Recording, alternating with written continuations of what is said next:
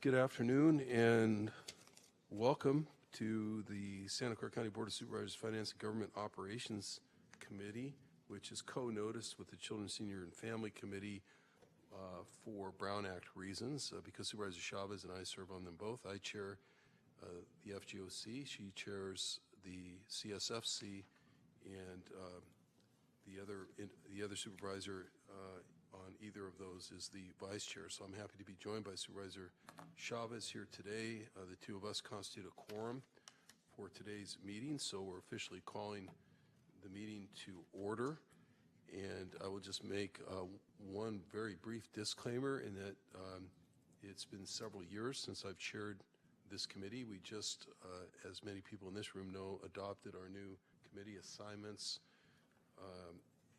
as of the last Board of Supervisors meeting a few days ago. So this is going to be a little bit new to me, despite the fact that my great staff did a great job breaking things down for me and providing me notes and so forth. And I certainly have looked over everything today. If you're expecting any real new initiatives or other expectations out of me today, don't expect that. I need to get settled in here today and get used to this committee again. Like I said, because Supervisor Yeager and I used to either chair or vice chair this committee together for a number of years, and actually had a lot of fun doing it. So I'm looking forward to it. And with that little disclaimer, we'll move on to public comment, which is item 2.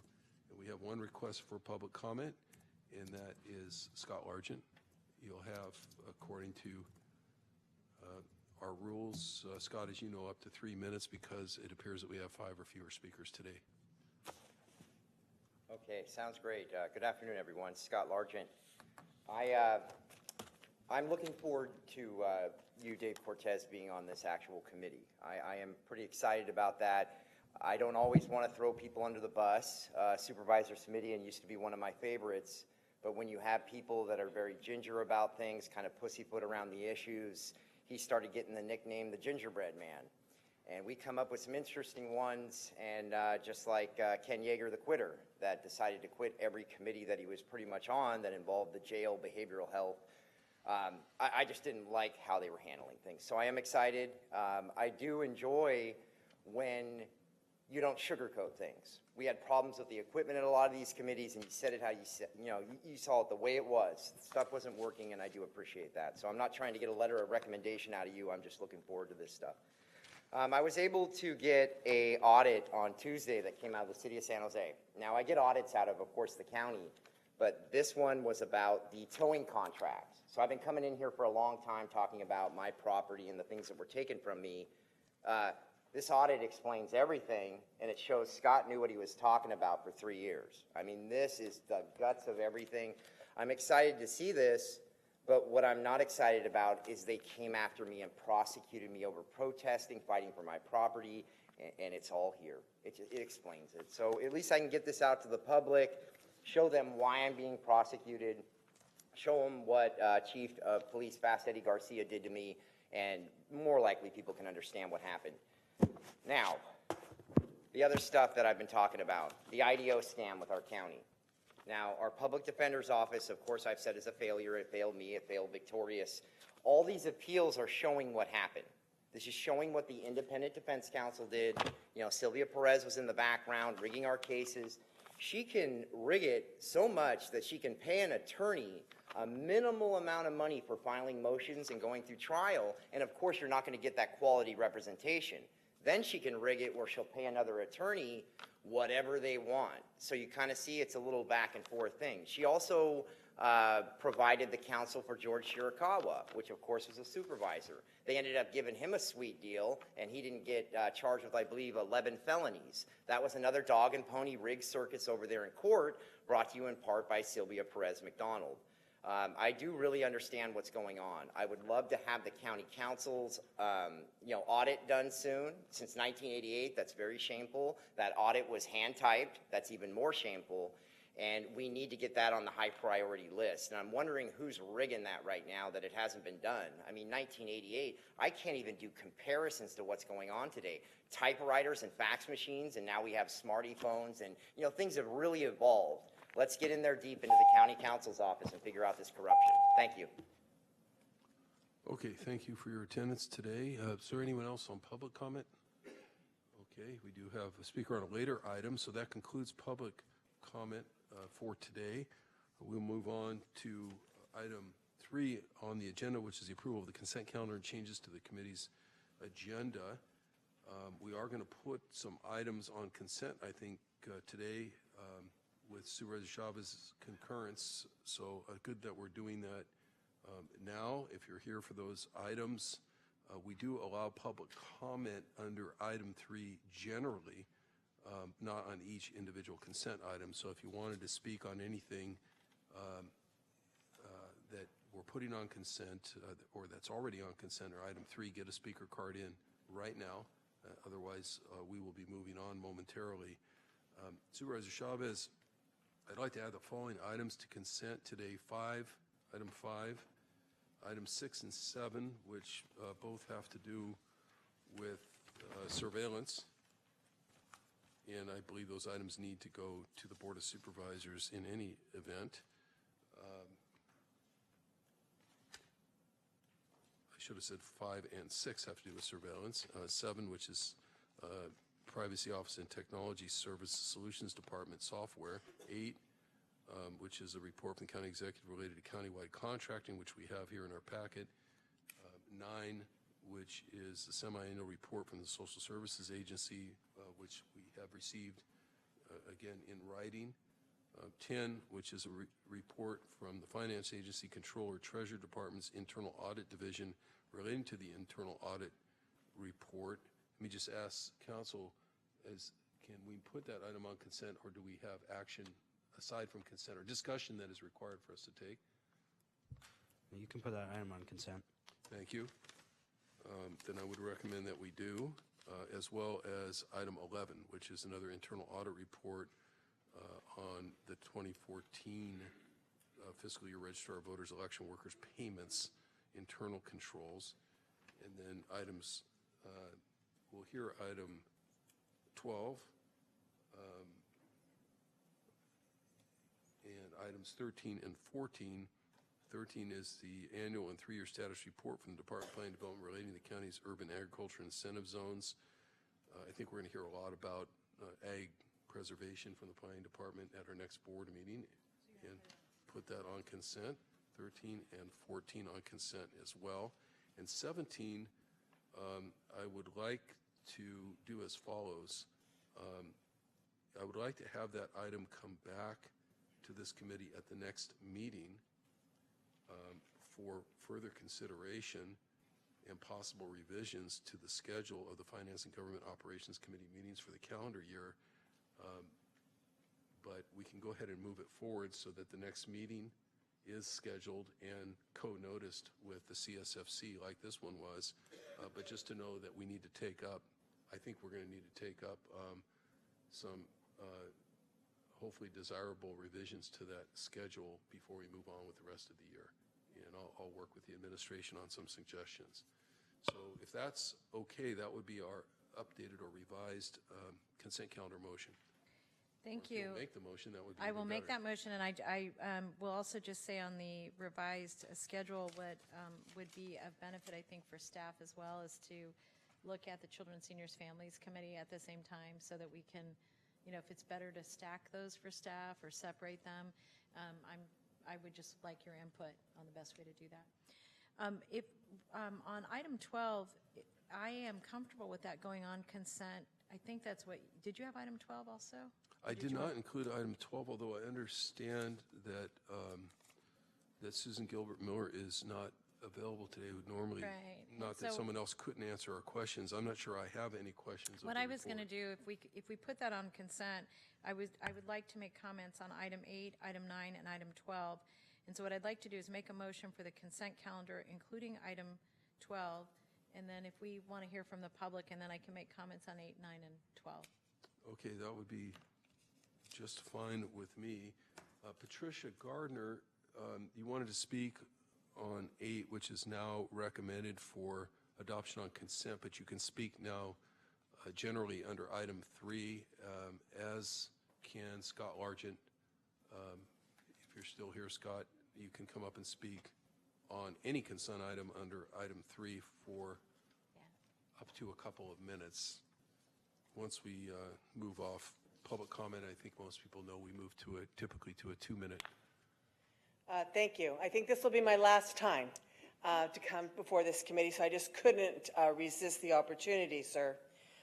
We are meeting with some of your staff, both Miriam from Singer from Procurement and Greta Hansen from the County Council's office to look at some contract streamlining. But we still have a number of outstanding items that we're most concerned with.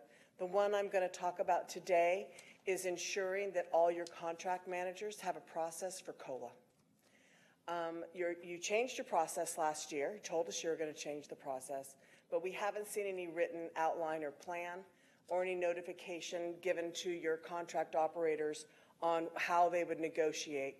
You've never negotiated individually contract by contract. You have about 600 of them. I'm just saying that perhaps it would be useful that all your contract managers would have a guideline, a structure, a plan, and that they're trained in contract negotiation.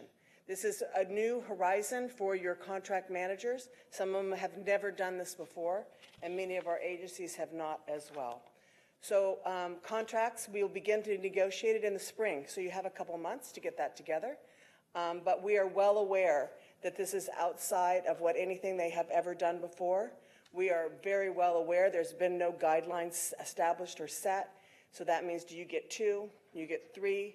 Do you get 2 because you have really pretty hair? Or do you get 2 because you achieved your goals? Did you not achieve your goals? There's nothing outlined at all. We have a lot of concern about that, and we hope that the board and the staff really work on that before any contract negotiations would happen, which would be happening most likely by April. Thank you. Thanks, Patricia. Thank you. And if indeed this is your last time to speak here on official business, happy retirement again. Yeah, thanks. It's good to see you. Scott, you're up. All right, great. Thank you. I'm thinking this might be the right opportunity to talk about this. I might be wrong. When they put both of the meetings online now, I understand the concept of you both being on the same committee. It's really, really confusing. So I thought yesterday there was also an FGOC meeting going on. I was going to go look over in the Isaac Newton Auditorium. I was going to start sending emails to the clerk, to the staff, go up there. So I'm sure I'm not the only one. I don't know if it's a computer glitch thing or how they fix it. It's just going to confuse people because I don't know if you've gone on what the public looks at. So that's all. We'll take a look at it. Thank Okay, yeah, it's the same concept as like the microphone here. We could put a little sticker that says it's a microphone, Right, a little you know, arrow. so we don't have to waste all that time. So thank you. Okay, thank you for your comments. That concludes public speakers on item 3, the consent calendar. And so the motion essentially includes what was already on consent, 15, 16, 17, the additional items that we placed, essentially other than item 4. So we'll be discussing item 4 today. And Thank you. We have your motion. And Yes, it's and I adopted. just have, I Yes. just want to speak I'm on. sorry, Yeah, back to your no problem. comments. These will be really quick so that we don't have to keep staff. So first of all, on item 8, what one request I would make is perhaps we could get some feedback on the points that Patricia raised at mid-year, because it'll be, you know, it's coming up relatively quickly. I don't know if there's any problem with that, Dr. Smith, just in terms of guidelines. Great. And then as part of this, the countywide contracting team is short quite a lot of staff, and I know that's, you know, just an unbelievable pressure on our local economy and workforce. What I was really interested in getting was making sure, at least from ESA, on an off-agenda report, and Miriam, I'm not getting you in trouble, she didn't request this, I'm just curious about it, is to better understand the methods we're using, both for bringing someone on, but whether or not we can take a look at the screening and vetting process to try to constrain the amount of time, but also maybe to involve Miriam's office a little bit more aggressively, just because I feel the pain of these contracts not getting resolved quickly. So off agenda would be great. Any concerns about that? No? Okay. And then item 9, that's all for item 8. Item 9, this is our CAN Center. I don't know if our CAN Center staff are here.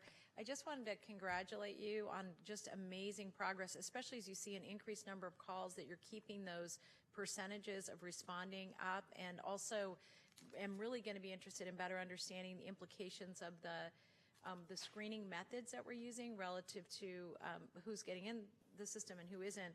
And I also just wanted to say, what's also exciting to me about this is I think it gives us an opportunity to build off that CAN Center as part of our Joint Foster Youth Task Force work, especially as it looks to prevention. Because one of the things that I'm really excited about is, given the skill set and the good work of your staff, really getting the opportunity to have our nonprofit partners help us do some of that preventative work and thinking about how the CAN Center can be that backbone. So please say thank you to everyone and congratulations and well done. And then lastly on item 12, and I appreciate that because the lead staff isn't here, I think it's probably better just to go ahead and put it on consent. But what I would like to do is leave the office with a few requests. And that is to have the FAF's landscape inventory and operational needs be presented to FGOC at some future meeting, and staff, if you can give us feedback on when that's most appropriate or likely. I'm also very interested in understanding what the implications are of PG&E's bankruptcy to our sustainability work. And maybe even to the county overall. I'm not sure about the best way, if that's appropriate to have that come through FAF or really, Dr. Smith, your office, but it does seem like we need to understand the whole PG&E bankruptcy issue and whether or not we need to be taking an active position to protect some programs or what we should be doing there. Would you like that to come back to the committee or do it off agenda? Well, I'll defer to you to tell us what you think is the best way to do that. Probably coming back to the committee would be better. Okay, so we'll then, through the chair, if we could agendize that discussion, would be great. And I don't know all the partners in the county that would need to be part of that discussion. And then the other thing that I'm interested in better understanding is what ideas for improving metrics for monitoring public energy usage we've been thinking about, but that could be wrapped up in that PG&E conversation. And those are all my comments. Thank you. Great, we'll incorporate that all into the motion. And let me just say on the motion that one of the partners that I think county executive's office should not only continue to engage in these PGD prospective bankruptcy days. I don't know if they've actually filed yet at this moment, but it's Silicon Valley Clean Energy, which we are a joint powers partner with, and having served there for the last year or two, it is they've naturally had to do a lot of work and have a great understanding of what some of the risks and exposures are, not only to us as a partner, but just to community choice aggregation in general. Will do. Thank you. So with that, we have an adopted motion under item 3, the consent calendar, and I'll trust that the clerk was able to capture all of that. And we'll move on to the remaining discussion action item for today, which is item 4, and this is a report from the Office of Asset and Economic Development, Facilities and Fleet Department, and Office of Supportive Housing relating to preparing a plan for permanent supportive housing at the Civic Center and a work plan and timeline for the annex of the former San Jose City Hall, and monthly reporting to the board regarding the City of San Jose entitlement process to facilitate affordable housing on the Civic Center campus. I thought everyone would want to stick around to hear this one. So.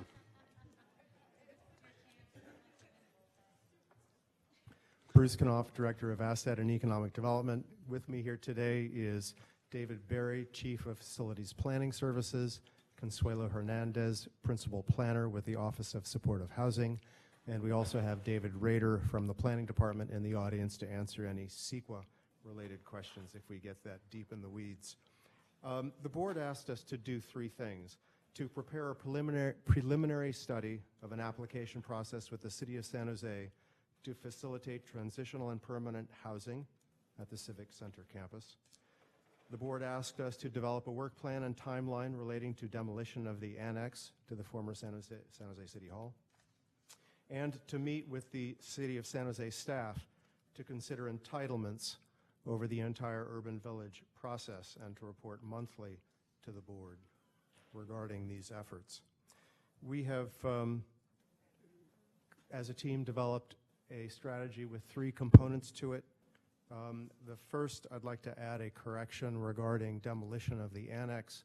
In my report, I had mentioned that we expect demolition to be completed by late spring, essentially June, and that is correct and on track, but the project itself will not be completed until August in its entirety in terms of the remaining work that has to be done around it to construct a driveway for truck access and to make all of the parking in the vicinity back functional again. So I mentioned that we've developed a kind of a 3-prong response, and that is to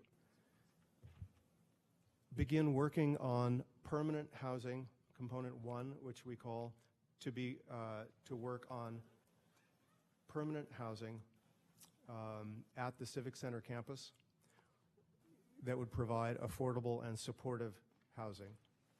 And this could either be 100% permanent supportive housing that is occupied, all of the units being 100% permanent supportive housing, affordable housing, or it could be a mix of incomes with market rate and permanent supportive housing.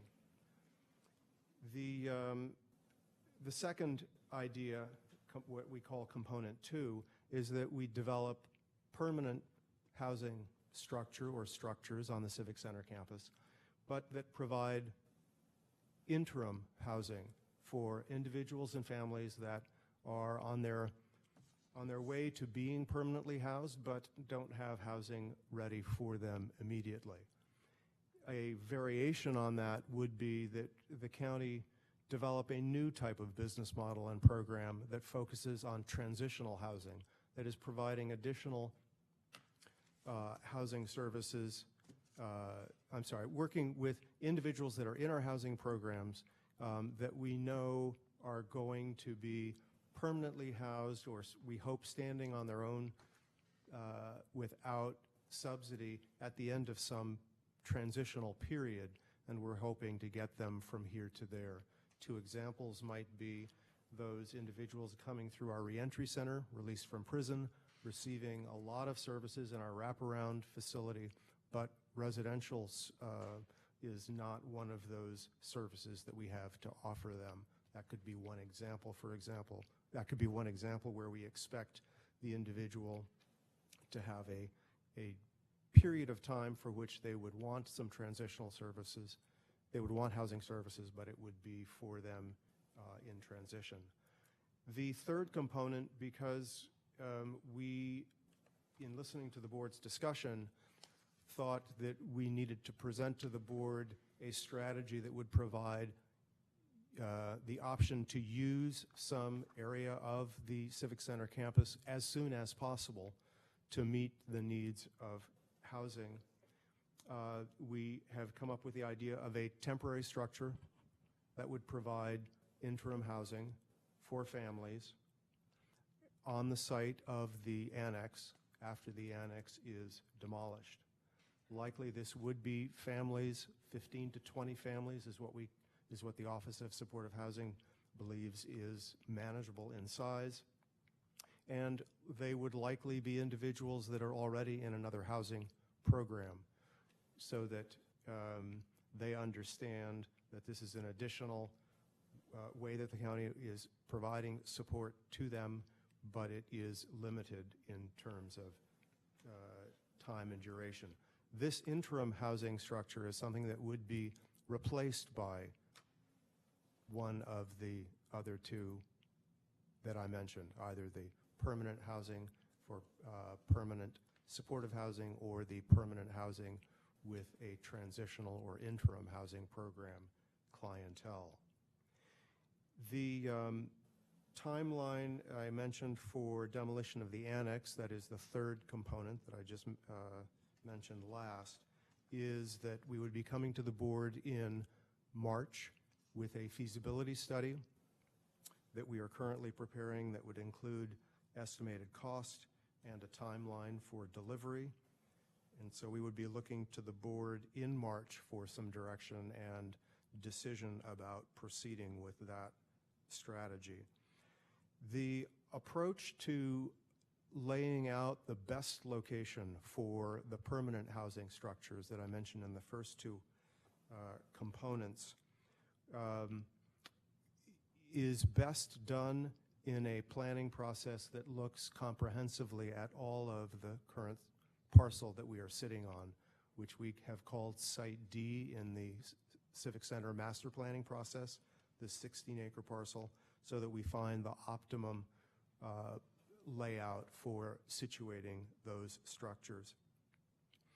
And our proposal is that we begin immediately in February with an on-call architect. We have, in fact, in our stable of architects, Gensler, who was the architect involved with the county's effort to master plan the Civic Center, so they have a great deal of information already.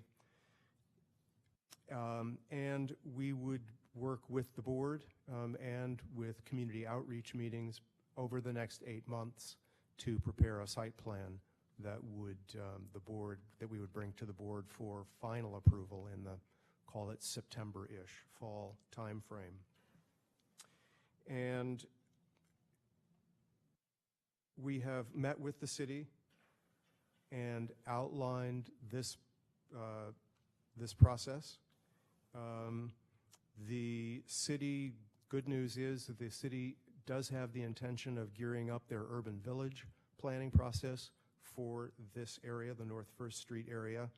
They are currently planning on their first community outreach meeting in the second quarter, in the April, March, April, May timeframe. And so that might align nicely with the an 8-month planning process that we would undertake at this at Site D, so that we could integrate our planning efforts into the urban village process. We are available for questions. Yes, Supervisor Chavez. So thank you for all of that. I just want to make sure that I understand a couple kind of basics, and let me start with the issue relative to what the city's able to do and how quickly they're able to do it. So they can, within 12 months, give us, for lack of a better word, permission, however they want to do that, to be able to build housing on this site.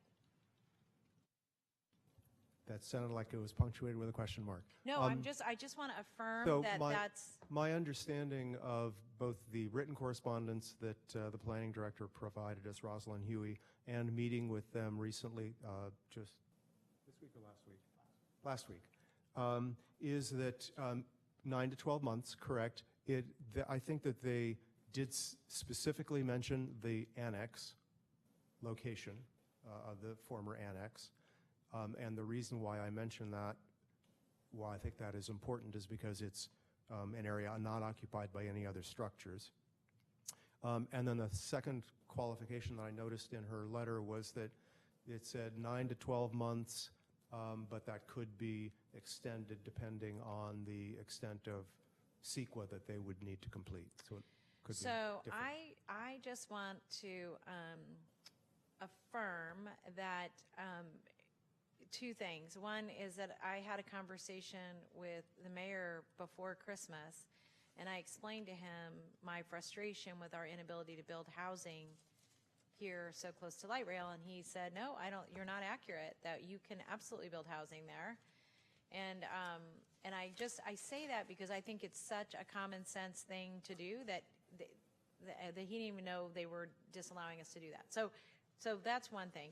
Two, the second point I wanted to raise is that I'm very interested in us pursuing permanent supportive housing on this site, but I think, and I want to de-link that from a broader discussion, which is that and really, Dave, this is something I wanted to get your thoughts and your feedback on, is that the urban village overlay that we have here, I would like us to figure out how to allow for urban development in the entire area without slowing down the annex. Like, I'd like to be able to proactively pursue making a timing change, because I think it is a timing issue relative to this site, because it's already an urban village. Am I accurate about that? A portion of this site, the former San Jose City Hall and our reentry center, is within the designated urban village. Dave Berry, FAF. I just want to clarify, in the general plan, a portion of this site, which used to encompass the former San Jose City Hall, is designated in the urban village boundary, but they have not embarked upon the urban village planning process. So there's no adopted urban village plan for this area. Really? Yeah, that's when Bruce is saying their kickoff in springtime is to jumpstart that process. So And the city's letter that was talking about a 9 to 12 month process would be for a project that is 100% affordable or 100% supportive, not any housing development that would be mixed income. Yes, If I can interject and just clarify, you guys are kind of talking about two things that are delinked currently and could remain delinked, which is the letter from the planning director that says if you want to build affordable housing, you can do that right now, Right. irrespective of an urban village planning process. Correct. Which was a big debate we were having because, frankly, folks were telling us here in this room that you can't do anything in terms of housing over there until there's an urban village planning process. Then we got a letter, and then Supervisor Chavez also talked to the mayor to confirm, I think, those same findings in the letter. Yeah, if you guys want to do essentially your own new version of sort of what Salado Sobrado we're talking about in terms of using a portion of the site for affordable housing, go ahead and use this process and file.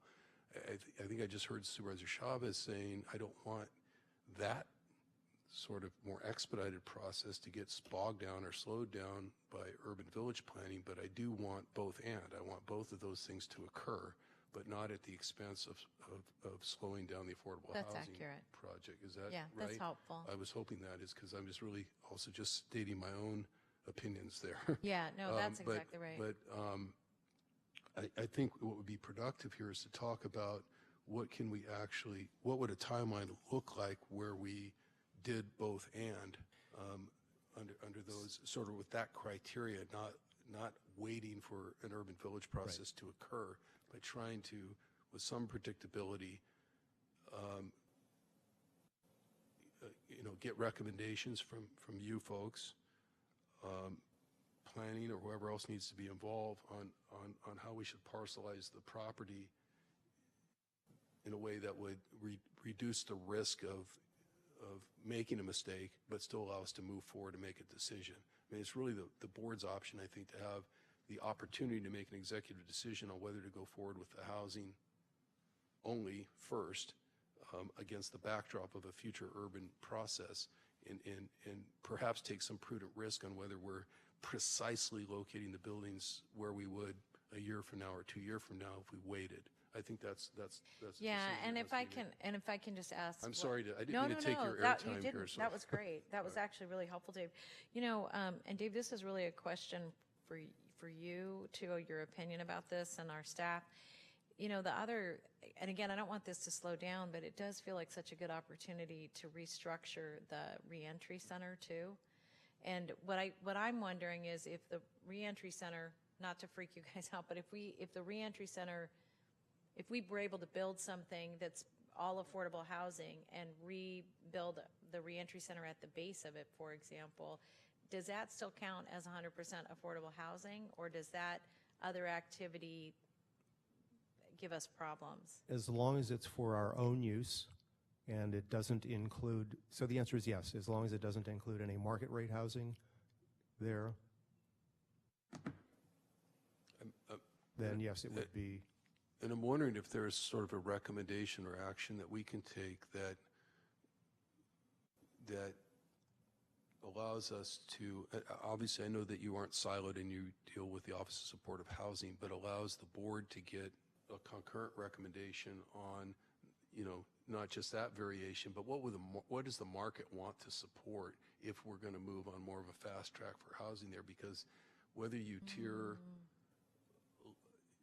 income levels, ELI versus affordable BLI, et cetera, some of that is going to be driven by, I think, what our folks who are in the marketplace with 19 projects already, kind of coming to us and saying, this is what the market will, aggressively support right now versus if you want it, maybe that's option A. Maybe option B is if the board is willing to take a risk that we may get less investor interest in option B, but it's something, maybe it's 100% ELI or it's a variation on A, then we can make that decision. I'm trying to say, I don't think we have that menu of options as to what our own folks who are in the market would recommend in terms of complementing the expediency we're talking about here without compromising our values. But I think it's another piece of information. And I don't know if the plan was to come with that anyway at some point. I assume it was, but I'm trying to kind of front load the process with all the information we would need to know. Take an action. Yeah, is fast? Is there nonprofit and private sector interest in that model? And based on what we know now, Relative to the reentry center? and then how does the reentry center affect financial institutions and lenders? Do they care? Is it just going to be a situation where they say if your land use allows it and you county have a AAA credit rating, you're the greatest tenant in the world, and all the housing lenders are going to be happy to have you there. My point is just that I think that's part of a piece of work that we need to do really soon. No, that's exactly right. And I would just add one other thing, and just mostly because I see Gary in the back, just to say this out loud, that what the future of the reentry center actually is or looks like, I don't know. But I guess what I would be thinking of is that the footprint eventually of that center is going to have to be expanded or diffused in a couple of different places. And so even if there was counseling, if we were able to build something that allowed us to move some of the drug and alcohol counseling, the actual on-site counseling, or the room that we don't have upstairs anymore that we were using for education, like for training, I guess I would just want to make sure that we involve the reentry folks, just because that corner is such an important placement for us relative to other kinds of services that we're going to need to keep. Because let me just say, I know that as part of the Justice Center, we were looking at putting some of these activities in the Justice Center over on Ritchie. I just think that some of the things that we're finding that we are actually in need of, and I'm using classroom space as an example of that, but classroom space and even other counseling locations may be worth us taking a look at. But I would just want to make sure the staff talks about that. I don't have an opinion about it. I just want to make sure the communication happened. And especially because I think this is going to happen faster than the Ritchie site. So, because we're going to build something here soon. We're going to get it all entitled in 12 months, and we're going to hear some hammers and whatever, jackhammers and all that. So I do think this is going to be a faster opportunity for us.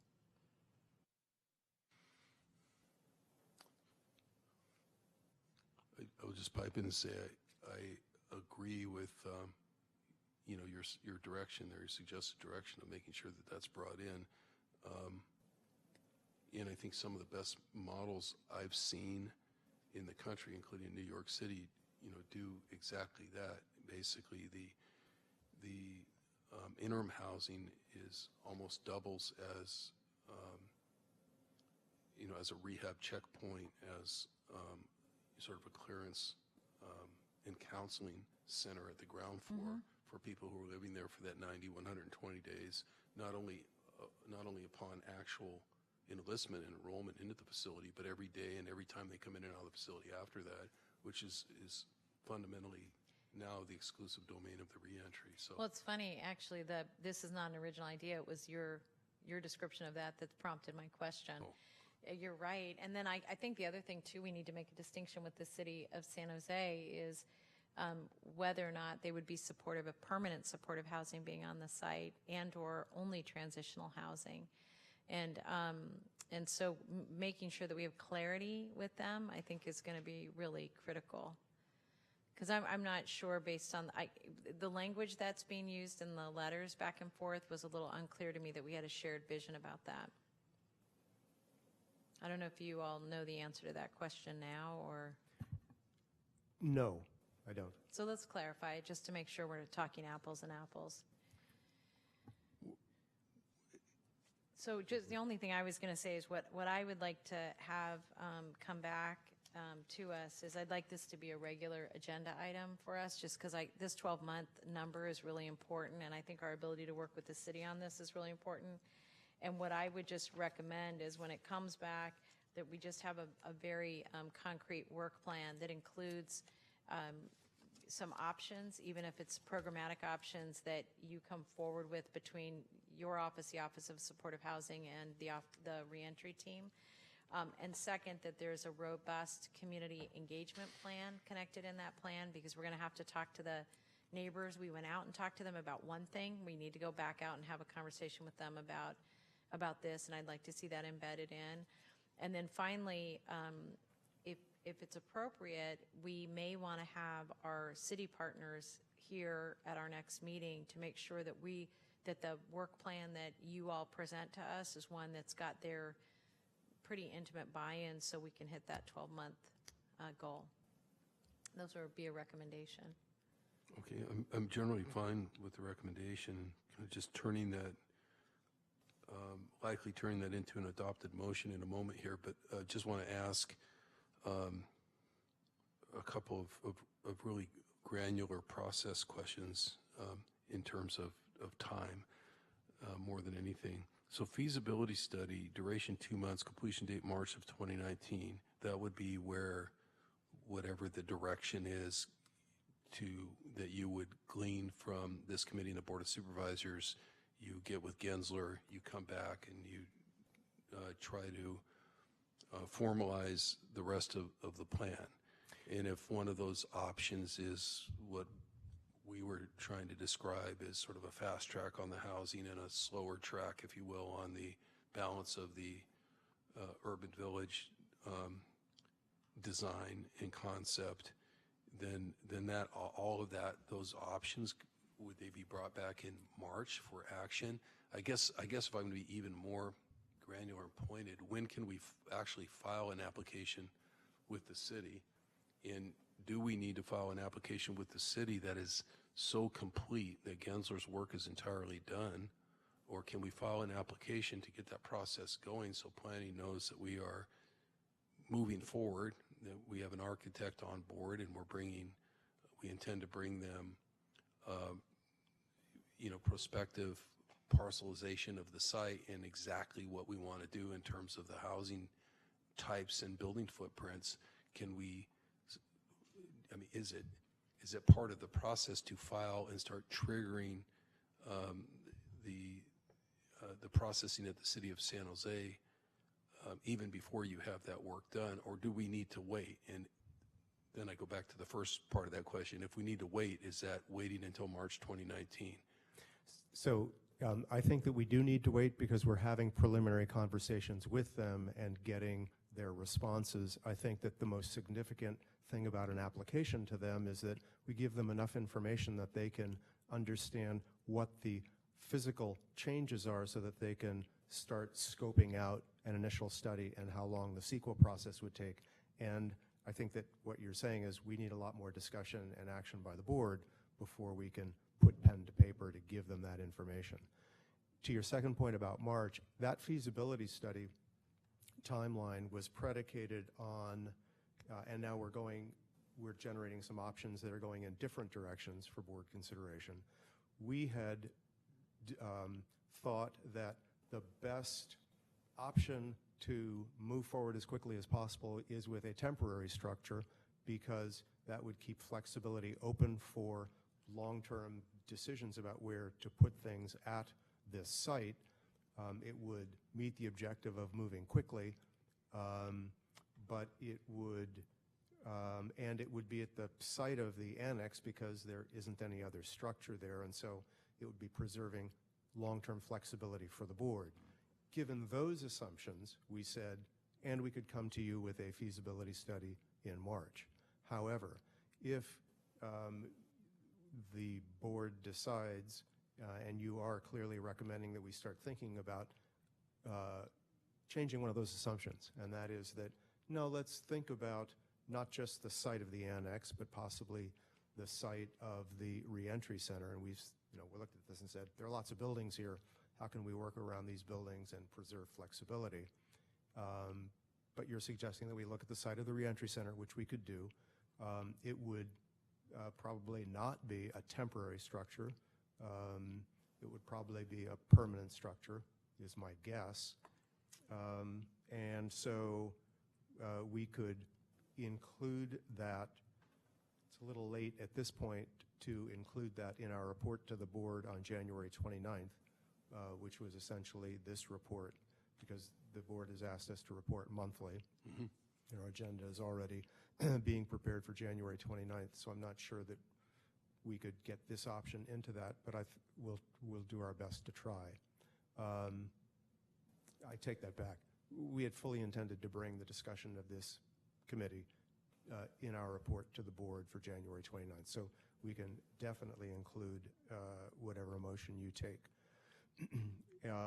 But we would have to come up with then a different response for when we could come back with a feasibility study if the board were to move in that direction on January 29th. So I want to go back and really just, since we have a motion on the floor, this can be part of clarifying the motion with Supervisor Chavez. What I'm hearing is the basis for the motion is that the options that this committee likes are the options of interim housing in a permanent building, not a temporary building, and permanent supportive housing, both on the site, and then find out from the city if those two types could be, or as far as the land use designation, need to go forward together, or whether they can go forward separately in time. And then lastly, are there aspects of reentry that can be incorporated into these new structures, programmed into these new structures, not necessarily displacing the entire reentry center as a physical plant. But I want to clarify this with Supervisor Chavez. If one option would be, in looking at the entire site, if Gensler comes back and says you're better off building a new reentry center to maximize the site, I would assume they're going to say that as professionals, whether we specifically order it up or not. But are you wanting all of that information? I'm fine with it either way. I'll continue to support the motion. I just want to make sure the motion's clear for them. You want them to talk to Gensler about permanent, and our recommendation to the board would be permanent supportive and interim housing in permanent buildings on the site to be expedited with the city without necessarily waiting for the urban village, incorporating reentry programming. Can I just quantify that? That would be entirely if appropriate and if necessary as part of because we would, presumably, this is my thinking, we would be providing services in those buildings anyway because it's permanent supportive housing. There would be some of that. So my thinking is just that we would be able to really expand the current, like the reentry center right now is constrained. The Ritchie site's not going to be built for a while. Is there an opportunity for us to use any new development to create opportunity? But not necessarily displacing the current reentry center. Right. Because I recognize that's part of a bigger master plan that's been developed, right? That you all are. Is that clear enough? So it's really programming augmentation in the new buildings that I think Supervisor Chavez is most focused on in her motion, as opposed to, I thought I heard you concerned, if you were, it would be appropriate, about are we now looking at a complete reconstruction of the reentry center? And if I misheard you, don't let me put words in your mouth. I just want to make sure we're clear going forward on the motion, so you can restate the motion to the board later.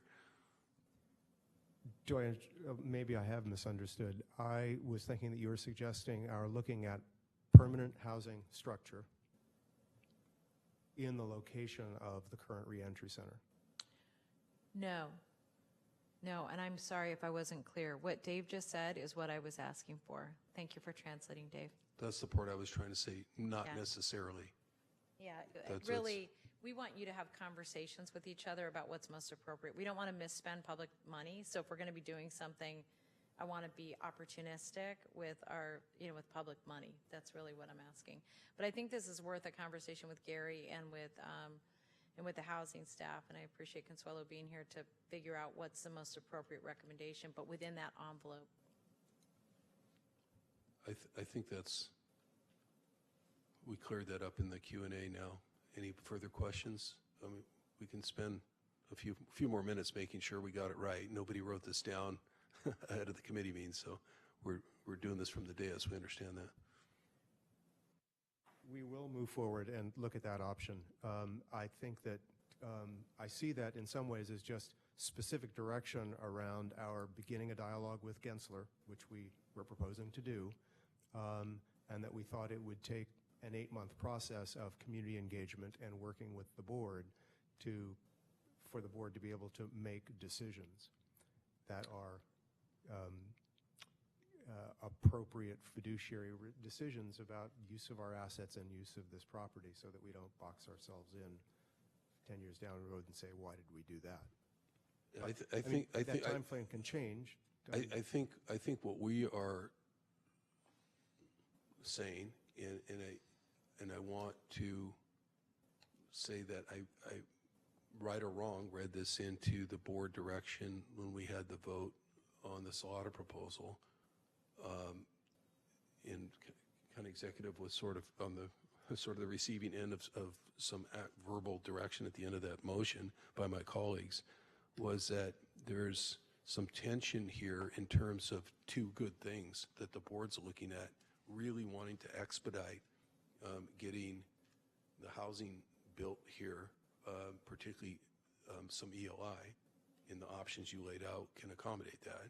So soon, right away, as in one board member even saying, I don't want to be here a year from now hearing that we haven't, progressed and we aren't getting this done, versus a legitimate tension with a legitimate concern that you're raising, which is whatever we're doing there, we want to make sure it doesn't compromise the balance of the site in a way, prejudice the balance of the site from a development standpoint in a way that's irreversible.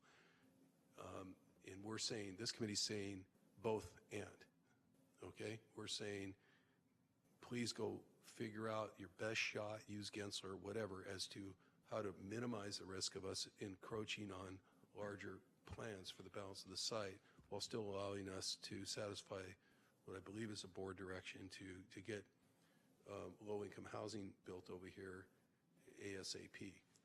And I wouldn't ask you to do that if I didn't.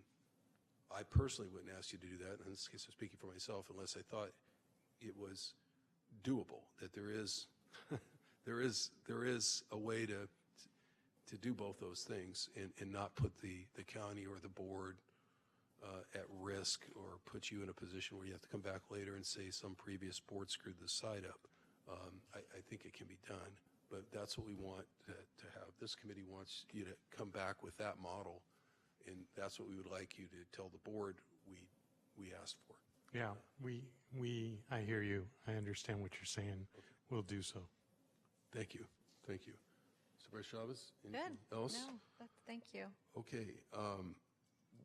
With that, we have an adopted motion, and we're just going to trust that the video and audio and all that can clear that up for anybody who's trying to turn it into the written word later on. Thank you for all your work. These are good options in front of us, and we're glad to see them here. Thank you. Thank you. Thank you so much.